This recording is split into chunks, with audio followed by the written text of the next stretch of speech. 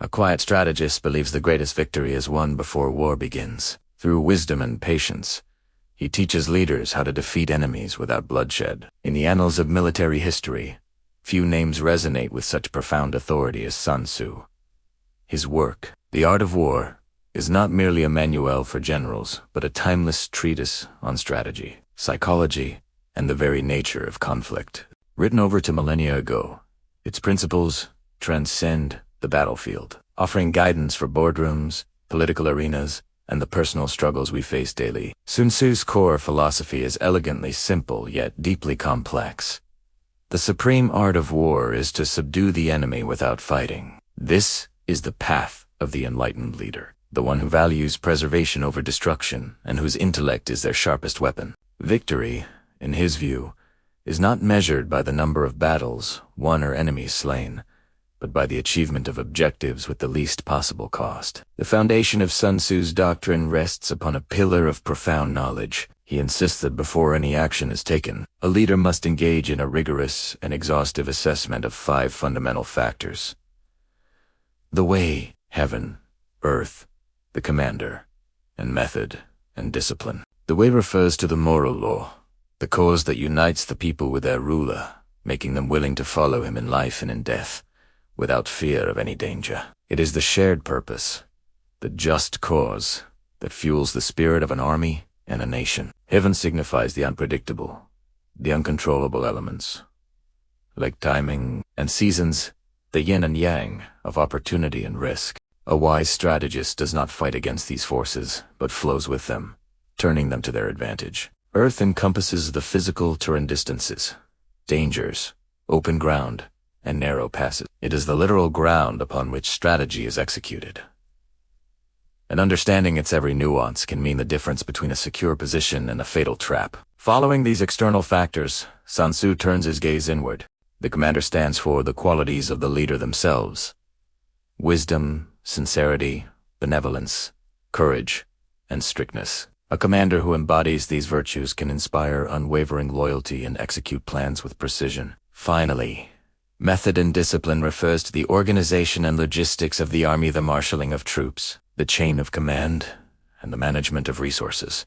By thoroughly understanding these 5 factors, a leader can calculate their chances of success before a single spear is thrown. This process of calculation and assessment is not a mere academic exercise. It is the very essence of strategic foresight. It allows a leader to see the path to victory before it unfolds, transforming war from a gamble into a calculated science. Central to achieving victory without battle is the art of deception. Sun Tzu famously wrote, "All warfare is based on deception."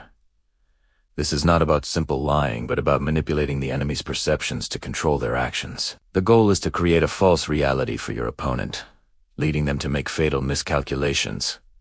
If you are strong, appear weak. If you are weak, feign strength. When you are ready to attack, make it seem as though you are not. When you are far away, create the illusion that you are near. The master of deception orchestrates the enemy's movements like a puppeteer, luring them into unfavorable positions, causing them to expend their energy chasing phantoms, and striking only when they are confused, exhausted, and vulnerable. This psychological warfare preys on the enemy's assumptions, their fears, and their arrogance. By controlling the information they receive, you control their decision-making process, effectively disarming them mentally before any physical confrontation occurs. This mastery of perception extends to knowing both your enemy and yourself. Sun Tzu's declaration, "If you know the enemy and know yourself, you need not fear the result of 100 battles," is perhaps his most quoted aphorism. To know yourself means to have an honest and unvarnished understanding of your own strengths, weaknesses, resources, and limitations. It is to recognize the morale of your troops, the reliability of your supply lines, and the capabilities of your commanders. To note the enemy is to go beyond a superficial assessment of their numbers. It requires deep intelligence, gathering understanding their commander's temperament, the training and morale of their soldiers, the stability of their alliances, and the vulnerabilities in their supply chain. When you possess this dual knowledge, you can choose your battles wisely. You can engage when victory is assured and avoid conflict when the odds are not in your favor.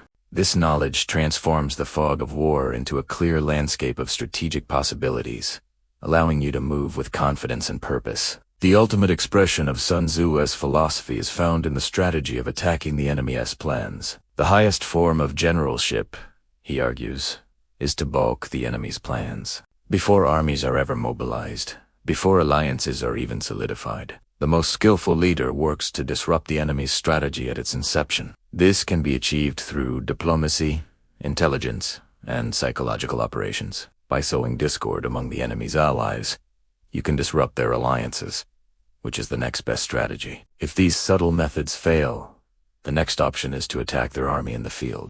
The worst policy of all, according to Sun Tzu, is to besiege walled cities. This is a strategy of last resort, a bloody, costly, and time-consuming affair that drains resources and morale. It represents a failure of strategy, a resort to brute force when intellect has been exhausted. The wise strategist, therefore, operates on a higher plane, winning the war in the minds of the opposing leadership and on the diplomatic stage, long before the first soldier marches. Patience and adaptability are the virtues that enable this sophisticated approach. The strategist must be like water, which has no constant form but adapts to the shape of its container. He wrote, "Just as water retains no constant shape, so in warfare there are no constant conditions. A pre-prepared plan, no matter how brilliant, is useless if it cannot adapt to the changing circumstances of the conflict." The successful leader is one who can modify their tactics in response to the enemy's actions, turning unforeseen challenges into unexpected opportunities. This requires immense patience, the ability to wait for the opportune moment to strike. A rash commander, driven by anger or pride, will rush into battle and fall into the enemy's traps. The patient commander, however, waits for the enemy to make a mistake, for their morale to falter, or for a weakness to appear. This waiting is not passive. It is an active, watchful state, a coiling of strength before the decisive strike. Through wisdom and patience, he teaches leaders how to defeat enemies without bloodshed.